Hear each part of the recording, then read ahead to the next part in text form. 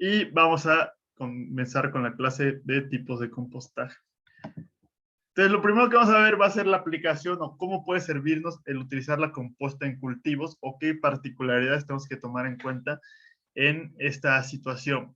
Hay un problema importante. Bueno, lo primero que hay que tener en cuenta es que cuando se hace la siega, va a haber parte del material que va a ser el alimento. Por ejemplo, en el maíz, pues va a estar justamente el maíz y va a quedar la paja o el zacate. Entonces, hay varias posibilidades de qué se, qué se hace con eso, ¿no? Lo que se suele hacer tradicionalmente aquí en México es hacer unos como conitos y esos conitos se queman. Eso no es muy bueno porque justamente favorece la erosión y lo ideal sería, y además está generando emisiones de dióxido de carbono. Lo ideal sería regresarlo a la tierra de alguna otra manera, que es lo que se le llama como el corte y quema. El problema de querer compostar estos residuos en una zona específica para el compostaje es que va a ser muy caro hacer una pasada recogiendo todos estos materiales, los residuos que quedaron del cultivo, compostarlos y luego regresar y hacer otra pasada esparciéndolos. Entonces, eso puede agregar considerablemente al costo del cultivo. Entonces, una opción que se puede tener es simplemente, después de la siega, dejar los residuos sobre la parcela y dejarlos que se pudran sobre la parcela o que se composten in situ. Entonces, esa cubierta que se va a generar, que le vamos a llamar el mantillo, que lo vamos a ver ahorita un poco más adelante, va a evitar la erosión del suelo y también tiene la propiedad de evitar que estén apareciendo maleza. Y va a tener mucho que ver con la cero labranza, es decir, nos evitamos la labranza y además dejamos los residuos agrícolas sobre la parcela para que se vayan pudriendo poco a poco. También otra opción para poderlos recoger y darles cierto valor o que genere ciertos ingresos y después regresarlos ya compostados y entonces poder mitigar ese costo adicional que va a tener el recogerlos y el volverlos a poner, puede ser darles un uso. Y hay varios usos más avanzados como generar biocombustibles a partir de esos residuos, pero es complicado todavía y es caro y necesita mucha tecnología. Algo de poca tecnología que pueden hacer los agricultores es cultivar hongos o cultivar setas a partir de estos residuos. Se recogen los residuos, se cultivan las setas son alimentos para los agricultores y también se pueden vender y es algo que se va a vender fuera de la época, fuera de temporada, entonces va a dar una mayor continuidad en los ingresos y pues va a ser un ingreso adicional. Y el proceso de crecimiento de las setas o de los hongos va a ir compostando o desintegrando esos residuos agrícolas y cuando se agote el sustrato para los hongos, va a quedar un material compostado. Y ese material compostado, ahora sí lo podemos regresar al campo y se va a descomponer de manera acelerada agregando esos nutrientes. Entonces, a los agricultores, en vez de tener únicamente los ingresos periódicos de los cultivos, van a tener intermedios también ingresos del cultivo de setas y van a evitar la erosión de los campos mediante este compostaje o el regresar los residuos compostados. Y vamos a evitar esta práctica de estar quemando los residuos agrícolas. Y más o menos así es como se va a ver. Aquí ya está empezando a crecer las plantas y se dejó en el campo todos estos residuos que se van a ir descomponiendo lentamente y van a tener una cubierta que va a evitar la erosión. Esto se ve considerablemente diferente de lo que habíamos visto la clase pasada de la parcela, que el agua se estaba lavando toda esa capa superficial del suelo. Otra opción que vas a tener para la composta va a ser como mejorador de suelos. Es decir, si tenemos un suelo erosionado que ya perdió esa capa orgánica, el horizonte O, el horizonte A, o tenemos un subsuelo, o que va a estar compactado y va a haber perdido esa estructura y esa porosidad y esa capacidad de retención de agua y de aire, que es lo que va a suceder muchas veces en jardines, en parques urbanos, en zonas rurales, cuando se están pasando estos tractores continuamente para la labor agrícola, pues se va compactando el suelo Y muchas veces el terreno que queda desnudo después de las construcciones también tiene estas características. Entonces es muy poco fértil. Entonces ahí sí nos conviene hacer labranza, mezclar, revolver el suelo para que gane porosidad, para que aumente la actividad microbiana. Pero para lograr tener esos beneficios a largo plazo, lo que vamos a querer va a ser, mientras hacemos esa labranza en ese suelo compactado y poco fértil, vamos a estar mezclando composta continuamente para agregar o aumentar la cantidad de materia orgánica que va a tener nuestro suelo. Después, eso poco a poco va a ir entrando en consorcio la materia húmica de la composta con las arcillas del suelo y va a aumentar, va a mediano y a largo plazo mejorar la estructura, aumentar la porosidad, va a mejorar la capacidad de retención de agua y eso va a mejorar la biodiversidad del suelo y por consiguiente la fertilidad. También va a ser muy importante el aumento de la capacidad de intercambio catiónico. Entonces, justamente el mezclar esta composta con el terreno erosionado nos aumenta la fertilidad. Es otro de los usos que va a tener la composta. Y eso nos va a llevar a un tema muy importante de la sustentabilidad, que va a ser la tierra de monte. Si ustedes van y compran tierra a Xochimilco o a cualquier vivero para sus macetas, sus jardineras, o luego cuando hace una construcción y quiere poner un jardín, pues se requieren varios metros cúbicos de tierra. Y esa tierra que se le llama tierra de monte, que venden en los viveros, bueno, no es una tierra que salga de la nada, esa tierra tiene que salir de algún lado. Y se le llama tierra de monte porque van las personas a los montes, a los bosques, etcétera, y justamente van a excavar, van a extraer tierra y esa tierra la van a vender porque esa tierra va a tener las características ideales para que puedan crecer las plantas. Pero es algo parecido a la minería, es una actividad extractivista y estamos retirando algo del ecosistema original y estamos teniendo un impacto. A veces se hace con permiso de la Semarnat, que el que tenga permiso de la Semarnat no quiere decir que sea sustentable. La Semarnat da permisos para cortar manglares al por mayor y es algo bastante malo. Y el problema es que el suelo no es un recurso renovable. Un centímetro de suelo en el bosque va a tardar 1000 años en formarse. Entonces, si estamos retirando continuamente, ya quitamos varios miles, decenas de miles de años de trabajo del ecosistema para construir ese suelo. Y vamos a favorecer la erosión y vamos a afectar la biodiversidad de los bosques. Entonces, por querer tener áreas verdes en la ciudad, estamos afectando a las áreas naturales o que mantienen un mayor nivel de naturaleza. Además, luego para hacer la mezcla de tierra de jardín o mezcla de tierra de macetas, se le va a agregar algo llamado turba. La turba, que es como un, parecido igual a la composta, es como un marrón oscuro, esponjoso, que retiene mucha agua, que va a provenir de un ecosistema que se llaman las turberas. Las turberas, que sobre todo existen en las latitudes altas, como en Canadá y Rusia, va a ser, es algo muy relacionado a los pantanos. Entonces va a ser un suelo saturado, donde va a haber demasiada materia orgánica y va a haber poca descomposición de la materia orgánica. Entonces, cuando se estén continuamente muriendo las plantas, los animales, se van a ir almacenando en la turbera y va a aumentar la capa de materia orgánica. De hecho, las turberas de hace millones de años es lo que probablemente produjo el petróleo que tenemos en la actualidad, porque se almacenó, se enterró y la presión lo convirtió en petróleo. Pero también las turberas van a tardar en vez de 1000 años, 10.000 años en formarse un centímetro. Entonces, si estamos extrayendo turba para usarlas en nuestros jardines en zonas urbanas, estamos afectando a ecosistemas muy delicados de muy lento crecimiento y además las turberas van a ser uno de los ecosistemas que más carbono almacena. Entonces es un problema importante esa extracción de tierra de monte y de turba para la tierra que utilizamos en las zonas urbanas. ¿Qué se puede hacer o qué alternativa puede existir con respecto a esta problemática? Una opción es fabricar suelo artificial. Y la manera de fabricar suelo artificial va a ser mezclar subsuelo, que va a ser prácticamente pura fracción mineral, y composta, que va a ser prácticamente pura fracción orgánica. Entonces los vamos a mezclar para que aproximadamente nuestro suelo fabricado tenga las características de los horizontes superiores del suelo, que es alrededor de un 5% de materia orgánica.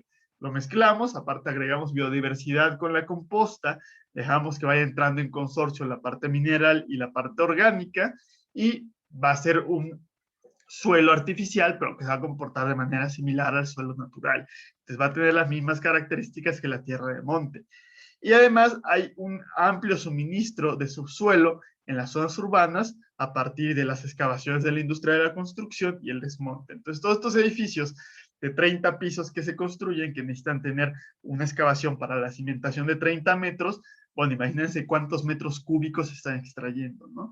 Y no siempre es adecuado para hacer rellenos, para hacer terraplenes, o no siempre hay la necesidad de hacerlo.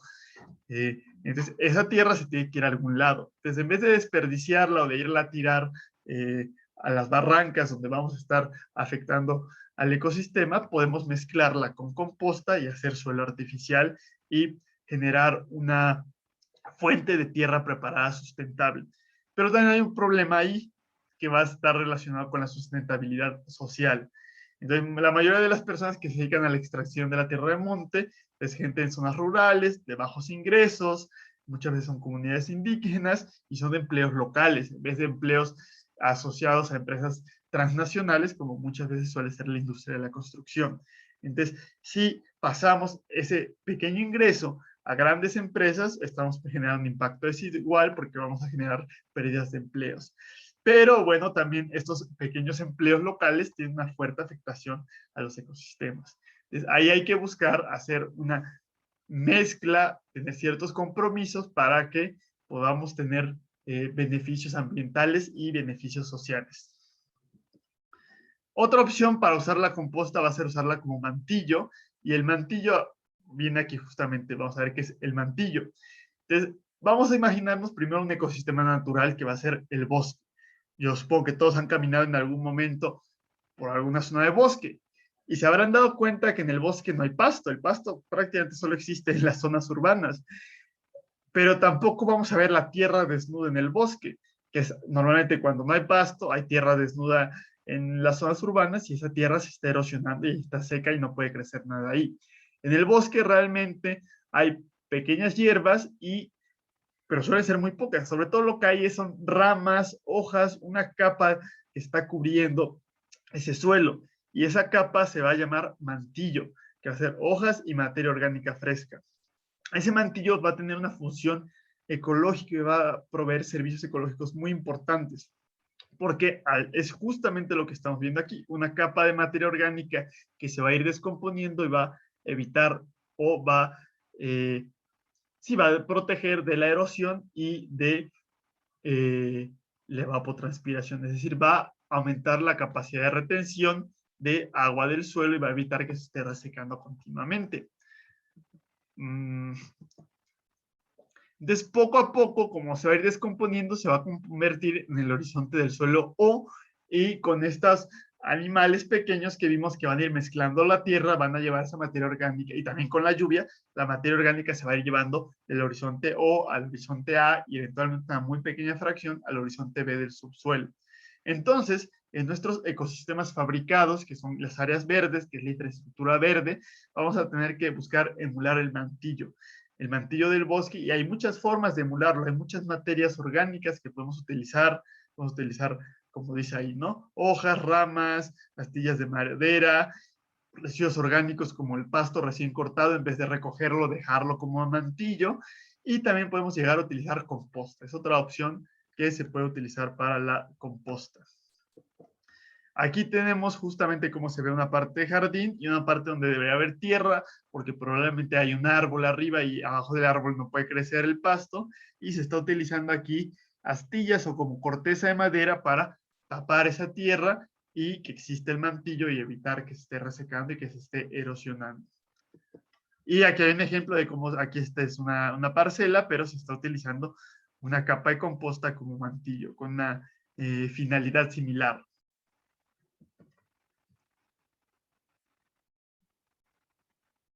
La siguiente posibilidad va a ser el té de composta, el siguiente uso de la composta, que va a ser justamente mezclar composta con agua, y aquí le estoy dando la receta, que es aproximadamente por cada volumen de composta poner 10 volúmenes de agua. Y hay que estarla revolviendo continuamente, y hay una opción de airearla, es decir, ponerle que esté entrando una manguera que esté burbujeando o que no esté aireada. Y les digo, se mezcla continuamente y se puede dejar desde un par de horas hasta un par de días. Hay diferentes maneras de hacerlo. Y justamente vamos a tener la diferencia. Si hay aireación va a ser un té aerobio y si no hay aireación va a ser un té anaerobio. Es decir, de acuerdo a la aireación o no aireación vamos a favorecer cierto tipo de microorganismos. Y eso se va a utilizar como agua de riego. Como es agua, como es líquido, va a penetrar rápidamente en la tierra y va a llegar más directamente a las raíces. Entonces el beneficio va a ser más rápido y bueno, puede ayudar en caso de que tenemos plantas que les estén faltando nutrientes. Lo ideal es mezclar tanto té composta como composta normal. Pero aquí hay una cierta, ¿cómo llamarlo? Una controversia, porque hay gente que dice que no es buena el té de composta, porque han hecho ciertos estudios, han visto que tienen compuestos fitotóxicos o también que si llega a haber patógenos todavía en la composta, al estarla mezclando poco a poco, al oxigenarla, estamos favoreciendo que se multipliquen esos patógenos y más bien le estamos agregando patógenos a nuestro suelo. Pero por otro lado hay otros estudios que dicen que sí es útil y hay gente que lo utiliza continuamente, ¿no? Entonces, tiene cierta controversia, pero también es otra posibilidad y es otro uso común que se le da a la composta, ya que hay un ejemplo más o menos. Este saco tiene composta adentro, lo dejan a remojar y está teniendo aireación para que sea un té de composta aerobio. Ahora sí, vimos estas primeras aplicaciones o cómo se puede utilizar la composta. Ahora vamos a ver qué estrategias o qué métodos de compostaje hay y qué varía. Vamos a empezar viendo desde los métodos industriales hasta ver los métodos a pequeña escala que se pueden utilizar. El primero que vamos a ver va a ser las hileras semiestáticas y les muestro la foto. Este es justamente el sistema que se utiliza en la planta de composta de CU, que supongo que habrán ido ustedes en su clase de ingeniería ambiental. Entonces son hileras semiestáticas porque se forman estas hileras y estas hileras va a tardar aproximadamente 6 meses en hacerse la composta y durante esos 6 meses solo se va a mezclar alrededor de 4 veces. Entonces, justamente por eso es semiestática, porque la mayoría del tiempo va a estar estático, salvo cada mes, mes y medio que se revuelva. Y muchas veces se va a revolver con maquinaria de movimiento de tierras, con una retroexcavadora, etcétera, ¿no? De acuerdo a lo que se tenga. No se necesita realmente alguna maquinaria especializada. También se le suele llamar hileras o compostaje semi-anaerobio porque el núcleo, como va a estar ya más alejado y no del aire o del exterior, y como no se va a estar revolviendo continuamente, va a tener condiciones anaerobias. Eh, entonces va a haber una parte exterior que va a tener condiciones aerobias y una parte interior que va a tener condiciones anaerobias. Aún así, las hileras semiestáticas alcanzan una temperatura alta, una temperatura termófila de 40 a 50 grados, y en días fríos, como les enseñé en la otra foto en la clase pasada, se puede ver cómo está saliendo humo de estas hileras. El control de la humedad, como está al aire libre, se va a dar de manera natural, ¿no? Se le va a agregar, como está a altas temperaturas, va a haber mucha evapotranspiración, entonces va a estar perdiendo humedad, pero también como va a haber precipitación, va a ganar esa humedad. Entonces alcanza un balance natural en el contenido de humedad, y también si el terreno sobre el que se está trabajando tiene una ligera pendiente, pues se puede favorecer que el exceso de humedad esté drenándose a una cierta zona. Obviamente hay que tener cuidado de captar ese lixiviado porque va a tener una gran cantidad de materia orgánica disuelta. Y va a tardar aproximadamente 6 meses en llevarse a cabo, y claro que es muy importante tener en cuenta la mezcla de carbono y nitrógeno para alcanzar las condiciones termófilas. El siguiente ejemplo o el siguiente tipo de compostaje que vamos a ver van a ser las hileras mezcladas. Y las hileras mezcladas es una evolución de este sistema donde se hizo ya un tipo de maquinaria especial que va a ser un mezclador de composta, que es más o menos esto. Por el medio del mezclador pasa la, la hilera y tiene unas palas que lo van revolviendo, ¿no? Y puede tener un aspersor para agregar agua o se le puede evitar el agregar agua. También hay unos que se le agregan como que al tractor para poder usar una maquinaria normal y que tengamos una parte que no sea motorizada, o hay otros como este que aquí se ve justamente el motor. Eh, y también Caterpillar tiene, si ustedes buscan, pues también se pueden calcular rendimientos como ustedes lo han hecho en movimiento de tierras. Entonces, justamente, mira, aquí es en un día bastante frío, por eso está saliendo humo constante, entonces se va pasando y se va revolviendo continuamente. No quiere decir que se revuelva diario, porque también sería un costo alto de la operación de esta maquinaria, pero sí se va a revolver el doble o triple o 4 veces más que en la hilera semiestática. Eso nos va a llevar a que van a haber condiciones aerobias en toda la hilera y va a llevar también a temperaturas más altas y que se haga más rápido este compostaje, que se va a hacer aproximadamente en 4 meses, es decir, 2/3 del tiempo del otro compostaje, pero bueno, va a agregarle un costo importante. Entonces, realmente el costo de esto es muy bajo. Prácticamente el costo que tenemos es el costo del terreno en el que estamos trabajando. Aquí sí hay un costo operativo mayor, pero bueno, esto se puede escalar muy fácilmente porque puedo trabajar más rápidamente en diferentes tipos de composta. O sea, puedo trabajar más rápidamente con mucho mayor volumen de composta, que aquí rápidamente voy a necesitar cada vez más personal y voy a trabajar más lentamente. También en climas muy húmedos, con mucha precipitación, con muy poca precipitación, puede ser complicado alcanzar ese balance de humedad. Entonces podemos tener hileras o muy secas o hileras muy húmedas. Entonces, aquí, si es un clima muy seco, podemos estar agregando por aspersión la humedad para mantener una humedad adecuada, o si es un clima muy húmedo, el revolverlo sin agregar humedad por aspersión va a favorecer todavía una mayor evapotranspiración y va a hacer que alcancemos ese balance de la humedad necesaria en estas hileras.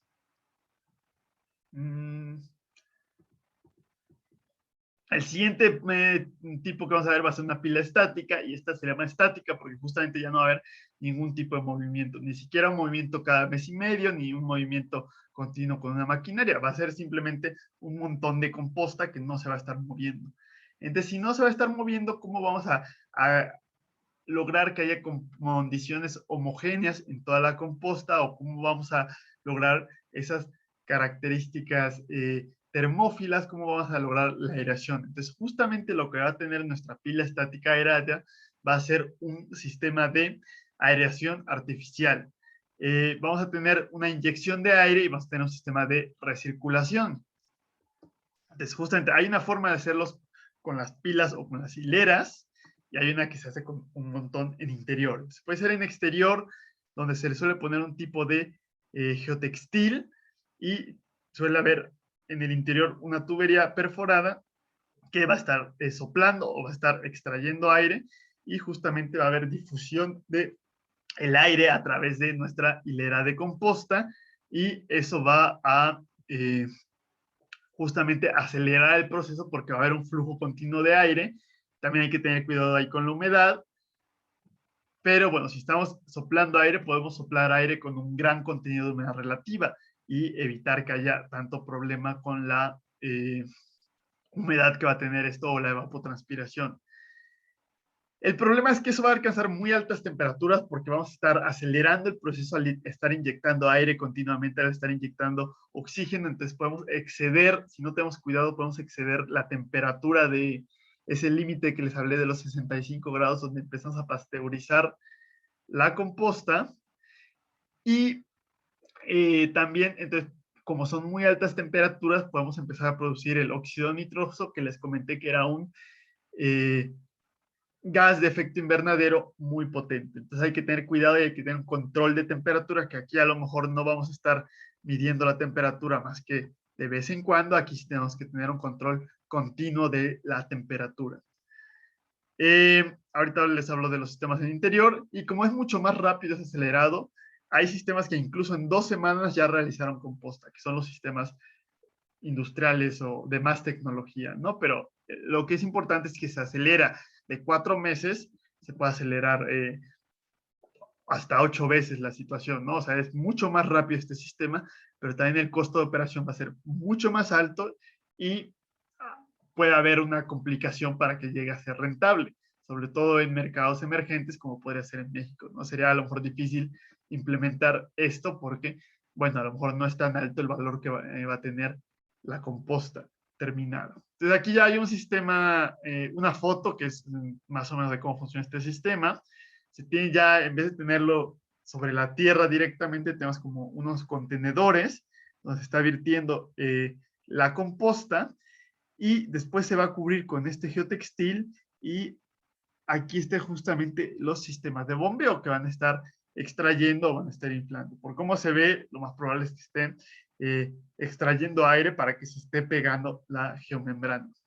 Otro sistema que vamos a tener va a ser un sistema en interior. Este está abierto para otros que están cerrados y ya son mucho más tecnológicos. Se tiene este sistema de difusión de aire por abajo y muchas veces se tiene un sistema de recirculación para estar aprovechando y tener un control también muy cuidadoso de la humedad y no tener que estar teniendo una huella hídrica importante. Además, dentro de esta recirculación, donde vaya a ser la salida, en el escape se puede poner un biofiltro, que va a ser un filtro que va con elementos biológicos, con elementos vivos, es decir, se puede pasar el aire a través de un sustrato, a través de una composta terminada a lo mejor, y eso va a filtrar las partículas suspendidas en el aire, va a filtrar también ciertos gases de efecto invernadero como el óxido nitroso y puede llegar a eliminar prácticamente en su totalidad los olores. Entonces se puede llegar a tener una instalación industrial de compostaje de alta tecnología en medio de una zona urbana, incluso pegado a una zona residencial sin que haya ningún olor y sin estar contribuyendo de manera exagerada al calentamiento global. Pero bueno, estos son los sistemas industriales, sistemas a gran escala. Realmente cuando uno hace ya un compostaje comunitario o un compostaje en casa, el sistema es considerablemente diferente porque no tenemos este espacio para estar poniendo hileras de este tamaño y tampoco tenemos la generación de composta tan grande. Entonces, hemos hablado de las condiciones termófilas, pero en realidad va a haber también un tipo de compostaje frío, que es donde no vamos a lograr alcanzar las condiciones termófilas. Y eso es porque resulta que existe algo que se llama la masa crítica. Es decir, para que justamente el metabolismo de los microbios se esté concentrando continuamente y genere calor y vaya subiendo la temperatura en la composta, tenemos que tener aproximadamente 1 metro cúbico de composta. Pero bueno, 1 metro cúbico es bastante. Entonces, tener en mi patio trasero 1 metro cúbico de composta o generar 1 metro cúbico de composta en una sola casa es muy difícil. Entonces, abajo de este metro cúbico de composta, realmente no se va a incrementar a 40, 50 grados nuestra composta, sino que solamente se va a incrementar 2, 3, a lo mejor 5 grados por encima de la temperatura ambiente. Y ese incremento en temperatura va a ser principalmente debido a la absorción de la radiación solar por parte de la composta que es oscura o de nuestro contenedor que también va a ser oscuro. Entonces, por eso el compostaje a pequeña escala, que va a ser el de jardín, el de zonas urbanas, va a ser en condiciones mesófilas. Eso nos lleva a dos cosas. Acá ser considerablemente más lento, es decir, se puede ir de 6 meses, se puede ir a un año, incluso a 2 años, dependiendo del tipo de materia orgánica que le pongamos, y que también hay un problema con los patógenos. Es decir, o no problema, pero hay que tener cuidado con los patógenos. Entonces, como no vamos a tener esas condiciones de alta temperatura que van a matar a los patógenos, tenemos que irnos a mayor duración, que también va a matar a largo plazo a los patógenos. Y también tener cuidado con la materia prima que estamos metiendo para que, por ejemplo, en esta composta industrial, pues sí sería fácil con condiciones termófilas mezclar estiércol, mezclar otros excreciones de animales, otros residuos, etcétera, pero en una composta fría a lo mejor no es conveniente mezclarlo con restos de cocina, porque como les comentaba la clase pasada, la composta terminada a lo mejor sí que ha tenido ciertos patógenos y no la podemos utilizar en un huerto urbano, solamente la podemos utilizar en un parque donde, y ni siquiera en un parque, no la podemos usar ni tampoco en un jardín donde va a estar jugando, por ejemplo, niños, tenemos que utilizarla en jardineras donde la gente no va a estar interactuando continuamente con las plantas. Si hacemos composta fría con residuos de jardín, con residuos de cocina, ahí sí no hay problema porque la materia prima no trae de inicio los patógenos, entonces no hay tantas afectaciones al respecto. Bueno, aquí estoy setando esta. Y también Aquí es importante mezclar la composta en condiciones termófilas para mantener esa condición de temperatura homogénea en toda la composta. Entonces, en una composta fría no va a ser imperante el estarla mezclando, pero si no la mezclamos, podemos tener problemas de alta humedad y tener condiciones anaerobias en ciertos casos de la composta. Entonces, por eso sí también conviene estar la mezclando de vez en cuando. Y eso nos va a llevar a la mayoría o el tipo de compostaje utilizado principalmente en zonas urbanas, que va a ser el compostaje en contenedor, es decir, un compostaje cerrado. En zonas urbanas va a ser difícil tener algo así abierto porque no tenemos el espacio o hay vecinos que tenemos juntos, ¿no? Y aunque no huela mal, no huela a basura, pues sí va a tener cierto olor. No va a, cuando está en el proceso de compostaje no va a oler a tierra fresca. Eso es al final del proceso de compostaje. Entonces, puede haber ciertas quejas, aunque es lo que les estoy comentando aquí. O sea, la mayoría de las personas realmente huelen con los ojos. Es decir, si no ven que hay algún sistema de compostaje o algo así, nunca se darían cuenta, no se quejarían, pero cuando lo ven, inmediatamente psicológicamente generan un olor y se empiezan a quejar al respecto. Entonces también hay que hacer instalaciones discretas y, o sea, sí hay que mitigar olores, que no son tan graves los olores como mucha gente suele pensar, pero también con la discreción se puede evitar muchas quejas al respecto.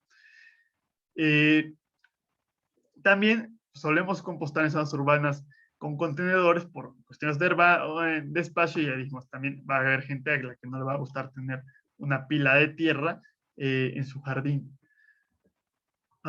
Y también para evitar las plagas. Como no tenemos condiciones termófilas, no va a haber altas temperaturas que eviten que estén llegando ciertos animales o roedores a estarse comiendo parte de la composta. Entonces, en un contenedor podemos evitar que entren esos animales. Y bueno, van a haber contenedores específicos para hacer composta, de mayor tecnología, etcétera, o se puede hacer, ahorita les muestro unas fotos, huacal, con una bolsa de basura, se puede hacer en un bote de basura. Lo ideal es poder tener orificios en nuestro contenedor para permitir que haya circulación de aire y para que permita haber cierta evapotranspiración que evite la acumulación de agua, porque ya les había comentado yo en la clase anterior que en las compostas en contenedor solemos tener un problema importante de exceso de humedad. Entonces, como les decía la clase pasada, lo ideal es meter una mayor cantidad de materiales secos. Pero también si tenemos orificios demasiado grandes, pues seguimos teniendo la entrada de plagas, ¿no? Entonces hay que tener algún tipo de malla, etcétera. Y por eso luego los contenedores específicos ya están, tienen todas estas consideraciones que si lo hacemos nosotros, bueno, hay que bien evaluar qué tantas plagas hay en las zonas donde vivimos o hacer algún tipo de adecuación especial, ¿no? Entonces aquí tenemos un contenedor de metal que tiene estos orificios para permitir la aeración, pero bueno, son orificios muy pequeños, ¿no? Y es un contenedor grande donde se van echando los residuos orgánicos, aquí se ven algunos residuos de cocina, algunos residuos de jardín como hojas y se van mezclando y se va dejando que se haga la composta en condiciones mesófilas. Este ya es un tipo de contenedor especial que creo que tiene una zona para la composta que se está fabricando, otra zona para donde se deja la composta para que se vaya haciendo en lo que se llena el otro contenedor, tiene algunos orificios especiales que se pueden abrir y se pueden cerrar, y esto le llaman en inglés tumbler, que es justamente como una tómbola porque me está ahorrando el tener que tener estas herramientas de jardín para estarlo revolviendo, simplemente lo giro y ya se está mezclando por sí sola. Entonces también es adecuado para que la gente que no tiene tanta fuerza o que tiene ciertas lesiones o ciertas limitaciones pueda aún así hacer composta. Pero también se puede hacer algo de menor tecnología, esto que es como un guacalito, se está metiendo la composta y los orificios son justamente estos que están a los lados, o luego en una caja de plástico lo ponen y le perforan a la caja de plástico, o a esto lo cubren con una bolsa de basura y le hacen varios hoyitos a la bolsa de basura. Entonces realmente las posibilidades son muchísimas, se pueden hacer cosas de alta tecnología, de baja tecnología, y sí, o sea, realmente hay muchas maneras de adecuarlo a las diferentes características o necesidades que puede hacer cada uno. Entonces, realmente se puede hacer composta prácticamente en cualquier condición o en cualquier lugar. Ahora, otro tipo de compostaje que como tal, no es compostaje, pero igual se mete la palabra compostaje porque es una forma de descomponer la materia orgánica y tener un producto terminado con materia húmica altamente estable que se puede utilizar como fertilizante o como mejorador de suelos. Va a ser la vermicomposta, que es el nombre formal, o el nombre común que se le ha dado aquí es la lombricomposta, porque justamente va a ser hacer compostaje con lombrices. Entonces aquí tiene una foto donde vamos a tener mezclada la tierra con lombrices y lo que va a pasar es que las lombrices van a estar comiendo la materia orgánica fresca. Esta materia orgánica fresca se la van a comer las lombrices y esas excreciones o esas heces de las lombrices se va a llamar vermicast. Cast o casting en inglés es uno de los términos que se utiliza para hablar sobre las heces. Entonces, vermicast son heces de lombrices. Entonces va a tener un muy alto contenido de nutrientes y va a tener una muy buena estructura y porosidad. Entonces es un excelente mejorador de suelos y por eso es tiene grandes usos como composta. El problema es que las lombrices normales con las que jugábamos cuando éramos niños son lombrices en la tierra o en los jardines, se llaman lombrices de excavación profunda. Es decir, la lombriz va haciendo túneles, va metiéndose en el suelo y las lombrices que existen mayoritariamente en el suelo van a excavar medio metro, 1 metro, algunas hasta 2 metros. Pero si tenemos nuestro compostero, nuestro caja o en nuestro contenedor para el compostaje solamente tenemos 30, 40 centímetros de profundidad, se van a morir las lombrices porque no va a ser un ambiente adecuado para ellas. Entonces se requiere algunas especies particulares, que son especies que hagan excavación somera, y la más utilizada, sobre todo aquí en América, en Norteamérica, va a ser la especie nativa, que va a ser la lombriz californiana, que se le llama este es el nombre científico, Eisenia fétida. Normalmente aquí, obviamente no viene la foto, pero se suelen tener varios niveles, porque las lombrices se pueden mover. Se tiene un primer nivel donde se va poniendo la materia orgánica fresca, se tiene otro nivel donde va cayendo las heces de las lombrices y es la composta ya terminada, y se tiene otro nivel donde se va a recolectar el lixiviado para que tampoco haya un exceso de humedad que no le va a gustar a las lombrices. Y también las lombrices necesitan condiciones de oscuridad. Ese té de composta o ese lixiviado que le llaman té de lombricomposta, tiene usos similares como el té de composta. Es bastante bueno cuando se utiliza eventualmente o periódicamente para regar las plantas. La ventaja que va a tener la lombricomposta es que se va a fabricar más rápido.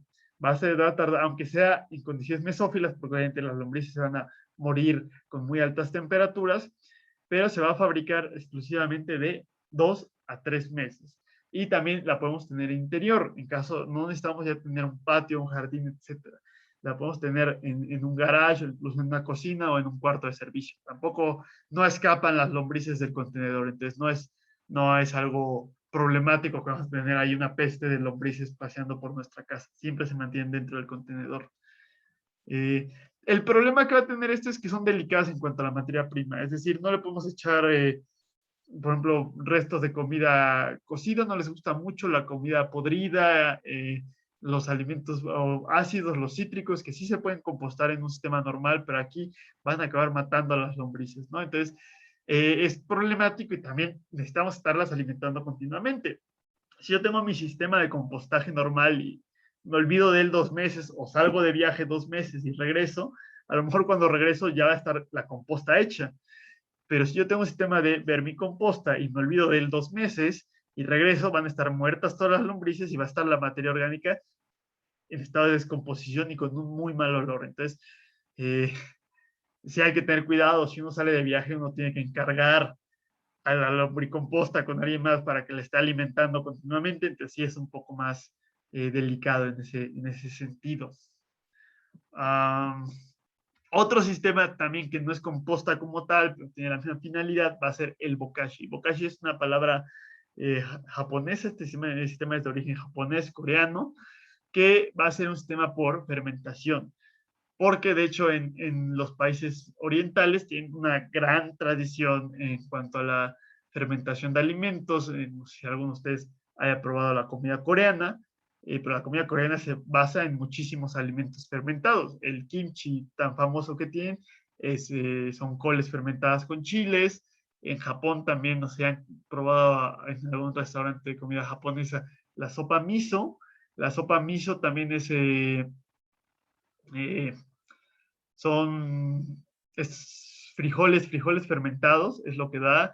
También la soya tiene cierto proceso de fermentación, etcétera, ¿no? Entonces, lo que empezaron a hacer hace siglos los agricultores asiáticos fue empezar a fermentar los residuos de materia orgánica y justamente generar composta a través de esto. Entonces, la diferencia principal entre el bokashi y el compostaje es que el compostaje es una descomposición aerobia y el bokashi va a ser una fermentación anaerobia. Entonces, para que se genere estas condiciones anaerobias, necesitamos tener un contenedor cerrado herméticamente, donde no puede estar entrando el oxígeno, que por el contrario, en la composta normal queríamos tener estas ranuras para que pueda entrar el aire o tener ya incluso un sistema de aireación mecánica. Y más o menos es así como son los contenedores específicos para bokashi. Uno también tiene que compactar los residuos orgánicos para que eliminar todos esos espacios de aire, eh, que por el contrario en la composta normal tiene que tener cierta porosidad. Y lo que se tiene que meter es un inóculo especial. Entonces, ese inóculo especial va a tener principalmente lactobacilos para hacer esta fermentación y generar ácido láctico.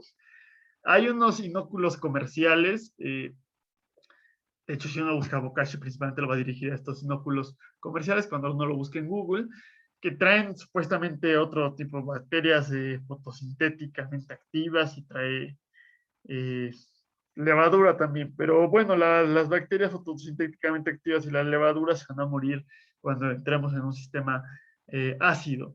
Entonces, no realmente los que se van a mantener activos van a ser los lactobacilos. No, no es tan necesario hacer usar esos inóculos comerciales. Y también va a ser eh, un... va a ser en condiciones mesófilas y el proceso va a ser bastante rápido. La primera etapa del proceso va a tardar un par de semanas, 2 semanas aproximadamente. Es decir, yo tengo mi contenedor, voy poniendo los restos de cocina y también aquí no hay tanto problema en la mezcla de carbono-nitrógeno, entonces puedo poner prácticamente puros residuos de cocina. Por ejemplo, si vivo en un departamento y no tengo jardín, entonces no tengo hojas, no tengo ramas, no tengo pasto que poner, entonces no tengo ese material café, ese material rico en carbono con lo cual hacer composta normal, ¿no? También aquí en la vermicomposta no hay tanto problema con ese balance, pero sobre todo bueno, no hay problema porque a las lombrices les gusta el material muy carbonáceo como el papel o el periódico, pero también les gustan mucho los residuos de cocina. Entonces aquí la ventaja que tiene la vermicomposta es que no necesitamos uh, mantener, tener ese balance de carbono-nitrógeno. También en el bokashi no hay ningún problema por mezclar puros residuos de cocina, pero sí tengo que ir mezclándolo con un inóculo y el inóculo suele venir en salvado de trigo. Entonces uno puede comparar aquí dice acelerador de composta para bokashi específico y uno lo va mezclando con los residuos orgánicos, lo va compactando y cada que lo llena lo vuelve a cerrar herméticamente para que se esté generando ese proceso de fermentación continuamente. Ya que se acabó a las 2 semanas y sacamos la composta de bokashi, realmente no se va a ver muy diferente. Uno la saca y se ve prácticamente igual, pero bueno, lo mismo que les digo, la comida fermentada se ve muy parecida a la comida original.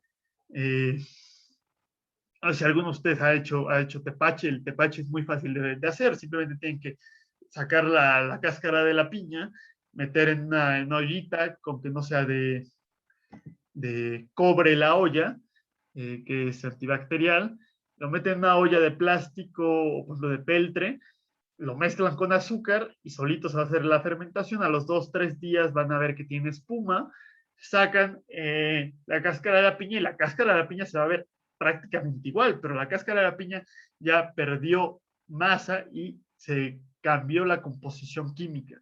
Entonces, cuando uno saca el bokashi, se ve muy parecido y todavía no está terminado, no lo puedo utilizar como tal. Tengo que mezclarlo con composta o tengo que enterrarlo para que entren los organismos aerobios y hagan esta descomposición acelerada. Entonces, 2 semanas más o menos de hacer el compostaje en bokashi, la fermentación bokashi, y luego lo mezclo con composta o lo entierro, es decir, ya lo estoy poniendo como mejorador de suelos y más o menos en un mes ya va a ser indistinguible del suelo normal. Entonces va a estar como la composta terminada. El proceso de compostaje, que es la descomposición normal de la materia orgánica, la reacción química tiene como producto dióxido de carbono, pero la reacción básica de fermentación no tiene como producto dióxido de carbono, tiene como producto, como subproducto el ácido láctico. Entonces se generan muy pocos gases de efecto invernadero y la gran mayoría de la materia orgánica se va a preservar, no la vamos a perder a la atmósfera. Pero el problema es que también se va a generar un lixiviado importante y ese lixiviado va a ser muy ácido. Entonces, para poder utilizarlo como mejorador o para poder regar las plantas con el lixiviado hay que diluirlo muchísimo, porque también el lixiviado se empieza a descomponer y empieza a oler mal si no se utiliza al día. Y bueno, si uno toma el lixiviado y lo tira al drenaje, también está desperdiciando materia orgánica y ese drenaje estamos acidificando los cuerpos de agua a los que se vaya a descargar esa agua residual si no se trató o se va a tener que tratar, ¿no? Y la idea es que todo se composte in situ. Entonces sí tiene esa desventaja que hay que diluir mucho hay que oxigenar el lixiviado para que se oxide y pierda un poco la acidez y luego hay que diluirlo bastante. Pero la ventaja de que les digo es que va a ser un contenedor bastante pequeño, entonces se puede tener incluso en la cocina el contenedor, no necesitamos tener un volumen tan grande y se puede hacer en interiores, entonces es ideal para departamentos, por ejemplo. No existe realmente la excusa de es que vivo en un departamento, no tengo jardín, tengo espacio muy pequeño, no puedo compostar. Sí hay métodos específicos para esas situaciones. Más o menos así es como se ve la composta terminada. Les digo, no parece composta. La composta terminada sería como esto. Pero bueno, lo mezclamos con la tierra, lo enterramos y al mes se va a ver como esto porque se va a acabar de descomponer muy rápidamente. Otra, esto sí no es compostaje como tal, pero bueno, es una manera de disponer de los residuos orgánicos. También es una manera de almacenar carbono y bueno, es un mejorador de suelos. Ya les había hablado yo en alguna clase, creo que en la clase de la arquitectura vernácula, les hablé de la terra preta que se utilizaba en el Amazonas. Entonces, resulta que el Amazonas no es un ecosistema totalmente natural. Todo lo que vemos nosotros como selva, en algún momento se cortó parcialmente o se utilizó como un sistema agroforestal. Entonces, las comunidades indígenas desde hace milenios modificaban el Amazonas. Bueno, realmente no lo talaban, sino que, o sea, hacían corte de ciertos árboles y plantaban ciertos árboles que les daban alimentos y tenían un sistema muy especial que les daba alta fertilidad, que es parte de la alta fertilidad que sí tienen Amazonas. Y utilizaban carbón vegetal, que el carbón vegetal en inglés se llama charcoal, es decir, el carbón que usamos para la carne asada, pero en este contexto se va a llamar biochar, que proviene de biological charcoal. Entonces, cuando lo usamos para regeneración de suelo, se va a llamar biological charcoal. Y cuando lo utilizamos para hacer, o sea, en un asador, se va a llamar charcoal o carbón vegetal. Y cuando lo usamos, su uso principal es médico, es el carbón activado. También lo utilizamos, lo habrán visto ustedes en los filtros para potabilización de agua. Y bueno, últimamente se ha utilizado como suplemento alimenticio y cosas de belleza. No siempre es bueno utilizarlo para esas cosas, pero es el mismo material, pero se le da diferentes nombres. Entonces, ese carbón vegetal se va a formar a través de una reacción química que se llama pirólisis. Entonces, conforme vamos calentando la materia orgánica, la primera reacción como a 200 grados se llama 150 grados se llama torrefacción. Entonces, la torrefacción es el proceso que se utiliza para tostar el café. Entonces, el café se produce, o sea, habrán visto los granos que son rojos, se abre, el granito por dentro es verde, pero el grano del café que nos tomamos es café y es duro. Entonces, se produce a través de torrefacción. Si nos vamos a mayores temperaturas, a más de 1000 grados, se genera la combustión, que es el quemar algo. Si nos vamos todavía a mayores temperaturas, 2000 grados se genera lo que se llama gasificación, donde inmediatamente se convierte en gas toda la materia orgánica. Y algo intermedio, 600, 400 grados, va a ser la pirólisis. Y sobre todo, para que se dé la pirólisis de manera adecuada, va a ser un proceso sin oxígeno. Y así es como se fabrica el carbón vegetal para la carne asada. Es a través de esta reacción llamada pirólisis. Sobre todo, después, esos pedazos de carbón que se hacen se pulverizan para aumentar el área de contacto y hacer justamente el carbono activado o el biochar. Y resulta que esta forma de carbono que queda va a ser extremadamente estable, muchísimo más estable que la materia húmica del humus o la materia humificada de la composta. Es mucho, mucho más estable. Este se va a almacenar a largo plazo, a miles de años en el futuro. Entonces estamos almacenando ese carbono en el suelo a largo plazo y además resulta que el biochar va a favorecer la humificación del suelo circundante. Entonces, va a multiplicar ese efecto de almacenamiento de carbono y va a mejorar la porosidad, la estructura y la fertilidad del suelo. Por eso la tierra preta sigue en la actualidad dando grandes beneficios de fertilidad en el Amazonas. El problema es que es un proceso similar a la combustión, entonces la pirólisis va a liberar una gran cantidad de dióxido de carbono, mucho más dióxido de carbono del que se liberaría en la composta. Pero aquí es donde viene la parte aritmética, que realmente el dióxido de carbono liberado siempre va a ser menor al dióxido de carbono absorbido por la materia prima, porque parte del dióxido de carbono que absorbió la planta para crecer y generar esa biomasa se va a perder en la pirólisis al medio ambiente como CO2, pero otra parte se va a quedar en el biochar. Entonces, siempre es menor el dióxido de carbono liberado en la fabricación de biochar al dióxido de carbono absorbido por la materia prima. Hay que tener cuidado en esas cuentas, que son las mismas cuentas que se hacen para la biomasa, la quema de madera, que hay ciclos de carbono. Es decir, si yo tardó 40 años en crecer un árbol, pero quemo la biomasa para generar electricidad y la cantidad de dióxido de carbono liberado fue menor a la absorbida, pero lo que tardó 40 años en crecer, yo lo quemé en minutos, en horas, ¿no? Entonces, liberé más porque, o sea, el balance en la atmósfera va a ser positivo y va a tardar otros 40 años en volver a llegar al balance neto. Entonces, ahí no es sustentable la situación porque estamos aumentando inmediatamente la cantidad de dióxido de carbono, aunque a largo plazo vaya a disminuir ligeramente.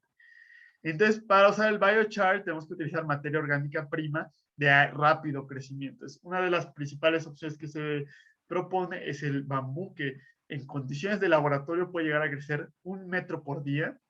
Obviamente en la vida real no crece tan rápido, pero sí es muy, muy rápido. Se puede crecer 10, 15 metros en una temporada. Y también se propone el usar el cáñamo que también crece muy rápido y tiene un consumo muy bajo de agua. Y entonces así únicamente estoy quemando algo que tardó meses en crecer y ya no estoy teniendo ese problema de quemar un árbol que tardó 40 años en crecer, que era más o menos lo que yo les hablaba con respecto al carbono almacenado en las edificaciones. Entonces, este es el biochar, les digo. Alguien ha trabajado con el carbón activado, se ve exactamente igual porque es exactamente lo mismo. Nada más esto se va a mezclar con la tierra. A esto sí es importante no esparcirlo nada más por arriba porque se va a erosionar. Esto sí hay que mezclarlo o enterrarlo. Otro sistema que vamos a tener va a ser Hügelkultur, que es un término alemán que va a significar cultivo en montículo. Entonces, literalmente es, a ver, aquí está plantar cosas en un montículo, justamente, en una hilera. Pero esa hilera tiene ciertas características o ciertas capas. Entonces, este va a ser otro uso, otra aplicación, otra manera de hacer composta. Hasta abajo tiene que tener material como madera recién cortada, materia empezando a descomponerse, que va a tardar mucho tiempo en descomponerse. Aquí no está recomendado utilizar turba, pero ya dijimos que la turba no es buena, entonces hay que utilizar composta todavía inmadura y suelo y hojas principalmente, y hasta el final vamos a poner una capa de suelo o de composta terminal. La idea es empezar a hacer un cultivo sobre esta este montículo. La idea es que las plantas tomen inmediatamente los nutrientes de esta capa superficial y que esto se vaya descomponiendo lentamente y vaya liberando a largo plazo los nutrientes, entonces tenga una viabilidad y fertilidad a largo plazo. Entonces, esto se va a estar compostando in situ y dando nutrientes a lo largo del tiempo y en diferentes temporadas a nuestro cultivo. Entonces, la principal uso es para horticultura, es decir, para cultivar plantas comestibles, frutas, etcétera, verduras. También, si ponemos esto de acuerdo al terreno, es decir, que venga la escorrentía y se encuentre con nuestro cultivo, se va a ralentizar el agua y se va a infiltrar. Entonces, es una forma de infraestructura verde en terrenos abiertos o en zonas rurales que también es importante favorecer esa infiltración y esa ralentización para disminuir la erosión. Entonces, así podemos recuperar las condiciones originales de tiempo de retención y disminuir el gasto pico de la escorrentía superficial. Aquí hay una foto de cómo se está fabricando. Se pone primero la capa de madera y después se van poniendo estas otras capas hasta llegar así a un cultivo terminado. Hay un problema aquí que esto hay que tener mucho cuidado. Hay una rama del conocimiento que se llama permacultura, que es como una mezcla de permanente y agricultura. Entonces, es una forma o una serie de estrategias de hacer agricultura ecológica. El asunto es que permacultura como tal es una palabra registrada y de hecho hay unos libros de permacultura y hay unos cursos de certificación de permacultura en Estados Unidos y supongo que aquí en México también hay y es un sistema muy particular. Pero bueno, uno puede decir que hace permacultura sin tener que pagarle dinero a alguien, simplemente, siempre y cuando uno siga estas estrategias de permacultura que realmente no la inventaron los permacultores, simplemente las integraron en un sistema lógico. Algunos de estos libros de permacultura dicen que puede ser un sistema de dique, es decir, que puede retener una gran escorrentía y puede generarse un cierto nivel de agua, un espejo de agua de uno de los lados del dique y evitar que pase el agua del otro lado. Sin embargo, bueno, ustedes como ingenieros civiles que han trabajado con presas, sabrán que esto va a ser altamente permeable, entonces que el agua va a pasar de un lado para otro, la va a ralentizar, pero el agua va a seguir pasando. Y además, el dique funciona y las presas funcionan por gravedad. El gran peso del material que se está utilizando lo mantiene en la tierra y evita que haya un volteo por parte del agua. El problema de esta madera en estado de descomposición y de la composta es que muchas veces va a ser menos densa que el agua. Y entonces al ser menos densa que el agua, va a haber flotación y se va a elevar y entonces va a fallar o se va a fracturar nuestro dique de Hügelkultur y va a haber una inundación súbita y vamos a tener problemas importantes. Entonces, se utiliza para ralentizar e infiltrar el agua, pero no como diques. Ese es el mensaje importante. Es altamente peligroso, como dice aquí. Otra opción va a ser el baño compostero. Ya les había hablado yo la clase pasada de que no se suele compostar la materia fecal humana, pero por cuestiones de estigmas o porque habrán ustedes visto en tratamiento de aguas residuales una breve historia de el manejo de la materia fecal humana y simplemente se dirigió a manejarla con agua, a llevársela con agua, ¿no? Que nos lleva a tener una huella hídrica gigantesca, pero pues tiene el potencial de ser un poco más higiénico, pero no siempre es más higiénico. Otra opción hubiera sido que se hubieran manejado los residuos de manera sólida y nos hubiéramos llevado a tener un compostaje de la materia fecal. Pero como no en todos los lugares se tiene un sistema de abastecimiento de agua potable, que bueno, es una bestialidad utilizar agua potable para llevarse la materia fecal, y también no en todos lados se tiene un sistema de drenaje. Entonces, en esos lugares se suelen utilizar letrinas, que el problema de las letrinas es que van a oler mal, van a multiplicar los patógenos y van a contaminar el subsuelo. Entonces, una alternativa es utilizar un baño compostero, es decir, compostar la materia fecal. El problema de la materia fecal es que va a tener un muy alto contenido de humedad y de nitrógeno. Entonces, la descomposición va a ser lenta y fétida, por eso huele tan mal las letrinas. Si lo mezclamos con material café con muy alto contenido de carbono y con muy poca humedad, como acerrín, podemos alcanzar un porcentaje de humedad adecuado y podemos alcanzar una relación carbono-nitrógeno adecuada de 20 o 30:1 para que se dé este compostaje acelerado.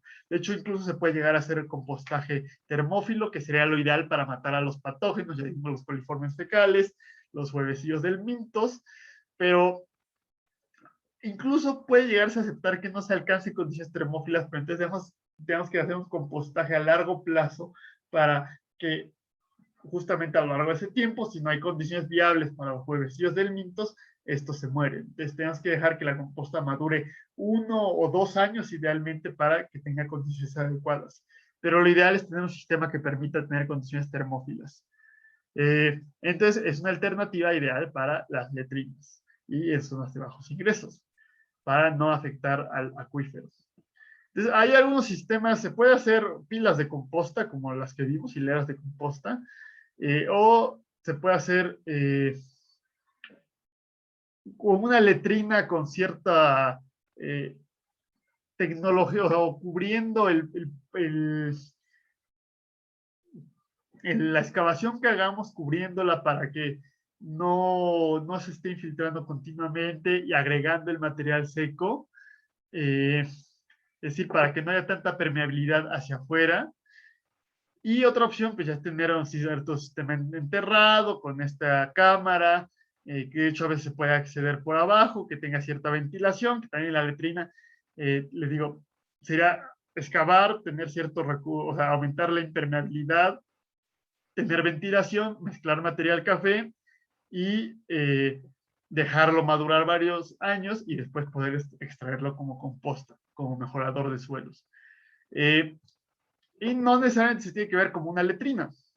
Como ven, se puede tener un baño seco o un baño compostero bastante estético y acorde a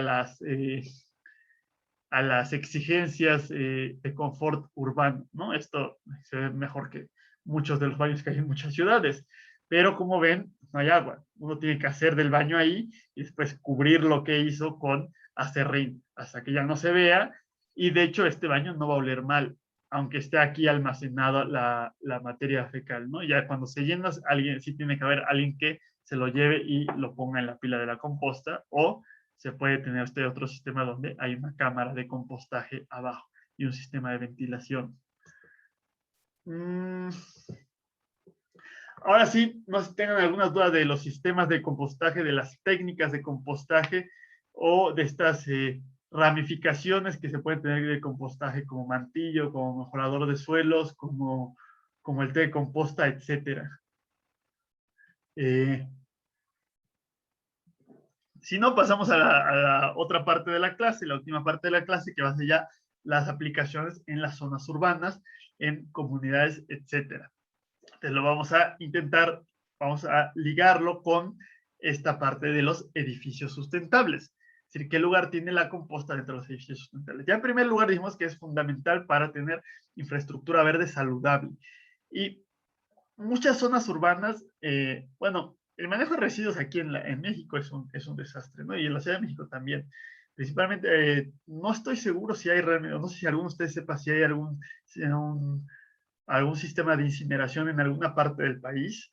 O sea, si alguien sabe, dígalo, porque hasta donde yo sé, en México no hay sistemas de incineración. Iba a haber uno aquí en la Ciudad de México, pero no lo hay. Principalmente se lleva a rellenos sanitarios y no todos los rellenos sanitarios son adecuados, tienen esta geomembrana, se quema el metano, etcétera. O sea, si alguien vive por Villa Nicolás Romero, justamente a la entrada de Villa Nicolás Romero hay un tiradero a cielo abierto. Ya en partes de la Ciudad de México, se supone toda la Ciudad de México, yo vivo en el Estado de México, entonces no sabría decirles, pero se supone en toda la Ciudad de México se recolecta los residuos de manera separada, inorgánicos y orgánicos. En el Estado de México, según yo sé, en la mayoría del Estado de México no se separan. Es decir, uno puede separar sus propios residuos, pero llegan los recolectores y lo mezclan todo. Hay varias plantas de compostaje en la Ciudad de México. La más grande es la planta de compostaje de CEU, pero esa es únicamente para lo que se genera dentro de CEU. Cada delegación tiene una planta de compostaje donde manejan cierto porcentaje de la materia orgánica, ¿no? Entonces se reduce la materia orgánica que se va a relleno sanitario y se utiliza para las áreas verdes de la ciudad.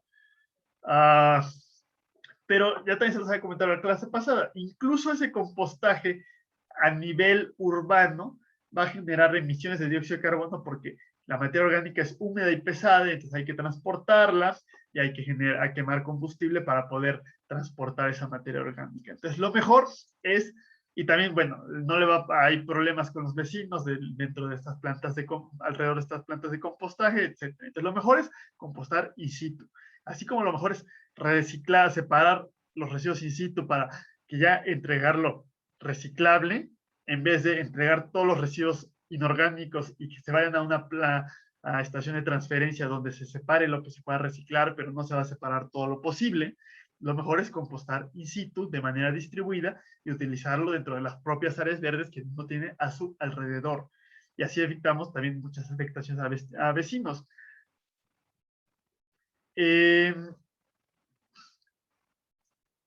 También, no solamente se puede compostar, como ya dijimos aquí, lo dice, no solamente, no necesitamos forzosamente un jardín para compostar, se puede compostar en jardín, se puede compostar en balcón, incluso en el interior de una cocina se puede hacer un tipo de compostaje y no tiene muchas dificultades hacer un compostaje casero en contenedor. Entonces aquí esta imagen es para representarles justamente que ustedes pueden compostar en cualquier lugar de la ciudad, ¿no? No tiene ninguna dificultad hacer compostaje en su propia casa. También se pueden departamentos, principalmente con sistemas como el Bokashi, como la vermicomposta que ya vimos con anterioridad. Y el problema que hay en departamentos o incluso en jardines pequeños o medianos es que el compostaje frío, como tiene un mayor tiempo de retención, entonces se va aumentando la masa o el volumen de composta que vamos teniendo. Entonces, eso nos da limitaciones de espacio. Pero bueno, si usamos Bokashi vermicomposta, donde se hace más rápido la composta, el tiempo de retención es menor y entonces el volumen total que tenemos es menor y lo podemos utilizar en espacios más pequeños. Ahora, ¿qué vamos a hacer con la composta terminada?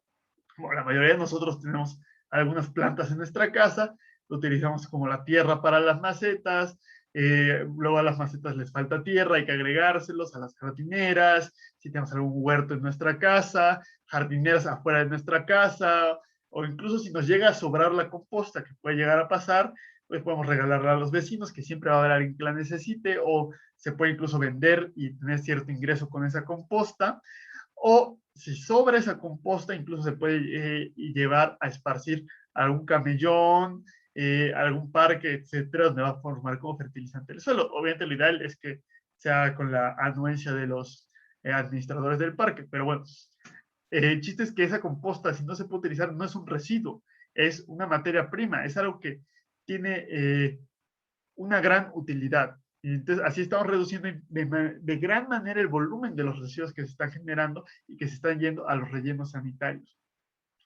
En departamentos es incluso mejor que compostar cada departamento, es tener en las áreas comunes un compostero más grande y eso nos va a tener una entrada más continua debido a todos los diferentes departamentos. También vamos a tener materias primas, vamos a tener materias primas más diversas, porque no todos se van a alimentar ni van a comer lo mismo, no todos se van a alimentar igual. Entonces eso va a ser una mejor composta con mayor biodiversidad que se va a hacer, va a tener mejor calidad y se va a hacer más rápido. Entonces lo ideal es tener justamente en el estacionamiento, en alguna zona, en las áreas verdes, tener una zona donde todos los vecinos del edificio estén aportando continuamente a la composta. A ver. Bueno, pero aquí como pueden ver es un balcón muy pequeño, pero se tiene un sistema, un pequeño contenedor que debe ser un sistema de Bokashi. Se tiene también sus jardineras, su pequeño huerto y se está compostando, aunque sea un espacio considerablemente pequeño. Otra opción va a ser hacer compostaje colectivo, que ya es una escala un poco más grande que el compostaje individual, que el compostaje en edificio, que va a ser, puede ser compostar en todo un fraccionamiento, todo un condominio horizontal, o incluso nada, una calle, por ejemplo. Entonces, si hay áreas verdes amplias como camellones o como parques, se pueden poner composteros de mayor tamaño, donde todas las personas vayan a poner sus residuos orgánicos en esa parte, y que los mantengan ya sean voluntarios dentro de los vecinos de la comunidad o los empleados del gobierno local, de acuerdo a si el gobierno local está poniendo el programa o si es algo organizado por los vecinos. No encontré yo la foto, pero había un sistema, vi un video hace poco de algo que están implementando así en Guadalajara. Entonces, justamente había un camellón muy descuidado, donde lo tomaron los vecinos, hicieron su compostaje comunitario e hicieron un huerto urbano en el espacio del camellón. No le había parecido al gobierno municipal y lo querían quitar, no, porque pues quién sabe por qué, ¿no? Porque estaba generando bastantes beneficios. Pero al parecer sí ya se habían puesto de acuerdo y lo estaban manteniendo entre la comunidad, porque ni siquiera le estaba costando al gobierno. Entonces, justamente esas actividades comunitarias donde los vecinos están colaborando en vez de estarse peleando, eso va fortaleciendo el tejido social, va a disminuir la polarización que ha aumentado tanto en todo el mundo y en nuestro país en los últimos años y va a crear un ambiente participativo. Entonces, se puede utilizar eso como punto de partida para los mecanismos de consulta, para ciertas obras, principalmente de infraestructura verde, que dijimos que no podemos poner la infraestructura verde así como va. Hay que consultar a todas las personas que van a estar involucradas y afectadas o beneficiadas. Y bueno, esa composta se puede utilizar en todas estas áreas verdes amplias, como los camellones o parques, o se pueden ir seleccionando áreas verdes degradadas e irlos restaurando. Entonces también se puede utilizar en terrenos baldíos y se puede restaurar esos terrenos baldíos que se ha aplicado como lo que vimos en las primeras clases del urbanismo táctico, también le llaman urbanismo de guerrilla, donde uno va a un terreno baldío que lleva décadas abandonado y lo convertimos en un huerto urbano, ¿no? Luego llega el dueño y dice, oye, ¿qué estás haciendo con mi terreno baldío? Dices, pues no lo utilizas, lo hicimos un huerto urbano. El día que quieras construir, quitamos el huerto urbano, pero mientras dejamos que no se vea tan feo ese terreno baldío y que no afecte la seguridad del barrio y también esté generando algún beneficio.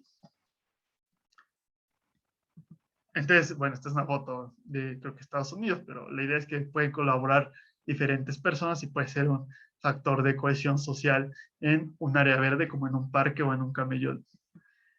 Otra opción va a ser un compostaje y recolección, donde es hacer un pequeño negocio. Aquí tenemos la idea de, esto yo creo que es igual en Europa y tienen ya unas bicicletas muy tecnológicas. Se puede hacer con el triciclo de los tamales.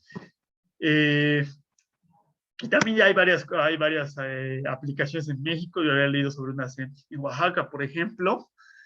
Y la idea es que vayan recolectando los residuos orgánicos de diferentes casas o diferentes negocios y se hace esa composta y los ingresos pueden ser de acuerdo a cobrarles a las personas por tomar los residuos orgánicos o por la venta de la composta. Y a las personas que entregan los residuos orgánicos se les puede dar ciertos beneficios, ciertos premios o se les puede dar parte de la composta. Lo importante es tener las bicicletas o triciclos, que haya la topografía adecuada y que tener un espacio grande donde poder hacer todo ese proceso de compostaje de todo lo que se vaya recolectando. Y lo que yo propongo es una idea, puede ser como un pequeño negocio, pero también para dar mayores ingresos a la gente que se dedica a la recolección de residuos sólidos. El personal de un camión de basura suele ser nada más un chofer y un ayudante, que esos son asalariados, tienen como cierta concesión, o sea, son empleados del gobierno, pero está medio privatizado el camión, o sea, es como una concesión.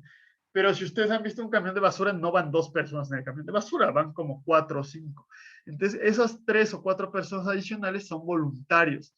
Es gente que no recibe ningún sueldo, que no tiene un espacio para ir en el camión de basura, entonces suelen ir sentados sobre los residuos, que es muy poco saludable, y sus únicos ingresos es lo que van recolectando para reciclar y vender. Entonces, realmente es una fuente de ingresos muy poco segura y muy variable. Y tiene muchas afectaciones a su salud y no tiene ningún tipo de seguridad social. Es una oportunidad de trabajo saludable, digno y sustentable para estos voluntarios, también para los pepenadores que hay en todo el país. Podría ser tener que trabajen dentro del sistema de recolección, pero recolectando y compostando los residuos orgánicos. Otra opción o otra gran alternativa que se puede utilizar para el compostaje, para integrarlo en este tejido urbano, es ponerlo en las escuelas. Entonces, y utilizarlo como elemento educativo. Las escuelas idealmente deberían tener un comedor donde los alumnos participen en la preparación de la comida y aprendan a preparar comida saludable y coman comida saludable en vez de estar comiendo esta comida chatarra. Y luego los residuos orgánicos del comedor se pueden ir a un sistema de compostaje, donde los niños también van a participar en el proceso de compostaje y van a aprender biología, van a aprender química, van a aprender física y van a aprender habilidades sociales.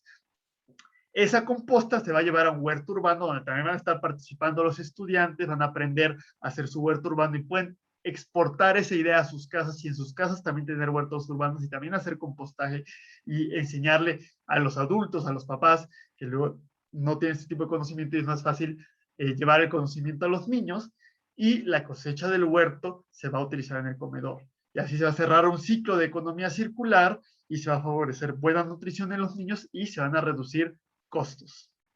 Entonces aquí hay una foto de cómo están participando los niños en el proceso de compostaje y aquí como también en una escuela se está haciendo una huerta urbana. Entonces luego las escuelas tienen áreas verdes poco cuidadas, sobre todo muchas de las preparatorias de UNAM siempre tienen áreas verdes en mal estado donde se podrían generar estos tipos de huertos urbanos. Y justamente el último punto que vamos a tratar el día de hoy son los huertos urbanos, que ya le hemos ido hablando poco a poco en las últimas clases. Es importante saber que los alimentos tienen una huella de carbono importante, ya lo vimos en la clase de huella de carbono, que hay muchos elementos diferentes que aportan a la huella de carbono y que el transporte no es el mayor contribuidor. Pero pues sí es importante y si lo podemos reducir va a ser bueno. Además, el transporte de alimentos que se va a hacer en tráileres va a empeorar el embotellamiento, va a generar ruido y va a generar contaminación atmosférica. Entonces, una alternativa es producir parte de los alimentos de manera local, no la totalidad. Entonces, poner huertos urbanos en cualquier parte de la ciudad. Ya les dije que puede ser en espacios utilizados en parques, jardineras en banquetas que también estén mal estados, se pueden convertir en huertos urbanos, macetas en una ventana, en una azotea, se pueden hacer muros verdes de huertos urbanos, se puede utilizar terrenos baldíos, etcétera, etcétera. También, entonces, eso nos va a dar para poder tener un huertos urbanos, para tener esta agricultura urbana, va a ser fundamental tener una materia prima del suelo, del sustrato que se va a utilizar, y va a ser a través del compostaje urbano. Entonces vamos a reducir el desperdicio de alimentos y también ya hemos hablado de los desiertos de alimentos en las zonas de bajos recursos.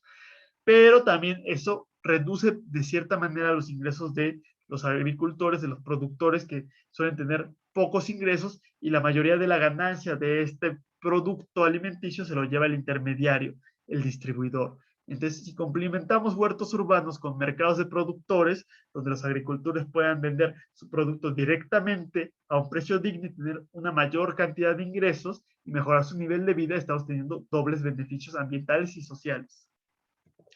Desde aquí les estoy poniendo una foto de un huerto urbano. Esto se pone en la Ciudad de México, no identificaría yo en qué parte es exactamente. Pero bueno, se puede hacer en una azotea sin ningún problema un huerto urbano. Hay varios en la Ciudad de México. En un balcón también ya les he puesto varias fotos de cómo se puede aplicar huertos urbanos en balcones. Y en zonas descuidadas que están abandonadas con anterioridad se pueden implementar también huertos urbanos y favorecer justamente esta cohesión social. Bueno, entonces ese es el tema del día de hoy. Vamos a